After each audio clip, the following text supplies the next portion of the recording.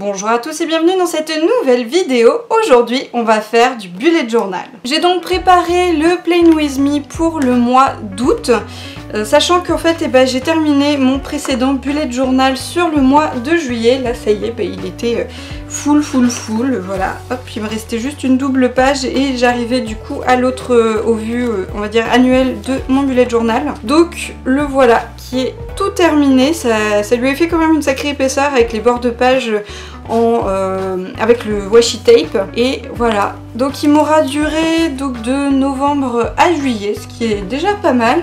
Et donc heureusement, j'avais prévu, j'en avais déjà acheté un deuxième que je vais attaquer pour ce mois d'août. Et alors je m'y prends super en retard parce qu'on est déjà au mois d'août en fait au moment où je vous fais du coup ce petit Play With Me, sachant que j'ai un peu mal utilisé mon mois de juillet. Au niveau organisation, là ça a été un peu compliqué sur ce mois. Il faut que je reprenne en fait un rythme, que j'arrive à doser entre mon boulot et le perso et le blog, la chaîne.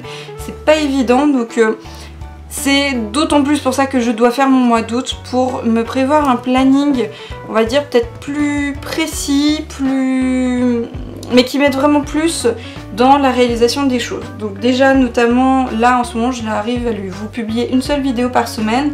J'envisage d'en publier une deuxième mais peut-être sous un autre format, c'est-à-dire probablement sous un live, parce que du coup ça m'évite la préparation, ça m'évite le montage. C'est un peu un gain de temps, même si le format est peut-être moins intéressant à voir, mais je pense qu'il y a des vidéos qui se justifient bien en live. Donc je pense que ça risque voilà, de s'installer comme ça, parce que mine de rien, le montage ça me prend vachement de temps. Enfin bref, donc voilà, de toute façon tout ça, moi je vous en reparlerai quand ce sera on va dire un peu plus calé, un peu plus fixé. Et donc on va passer à ce mois d'août où là j'ai déjà sorti toutes mes petites affaires histoire de pas être encombrée sur ma table. Donc évidemment mon feutre noir habituel, les trois couleurs pour ce mois-ci. Donc en fait ça va être du rouge et ensuite j'ai pris du vert et du bleu qui sont assez clairs pour venir un petit peu nuancer ce rouge et l'alléger surtout. Et les washi en fait qui vont aller, donc ça va être vraiment sur une nuance de rouge. En fait c'est vrai que pour le mois d'août j'aurais aimé peut-être quelque chose d'un petit peu plus frais, mais dans un sens en fait quand je suis tombée sur ce washi de pastèque, j'ai eu envie de faire ça. Donc ça sort un petit peu de ce que je m'étais dit initialement sur le mois d'août, mais évidemment comme ce n'est pas quelque chose de fixe, je fais ce que j'ai envie sur le moment. Donc là ce sera plutôt voilà des nuances de rouge. Là j'ai un washi avec des flamants roses. Donc du coup c'est vrai que j'avais bien envie effectivement de faire des petits flamants roses, c'est mignon. Là ça va être plus prononcé, je pense que celui-là c'est celui que je vais utiliser pour la fin de mois, parce que du coup il est vraiment rouge, j'ai pas envie de faire trop rouge non plus. Et ça donc c'est juste des petits traits colorés voilà qui vont venir adoucir et qui seront plus pour les bords de page pour la semaine en fait tout simplement.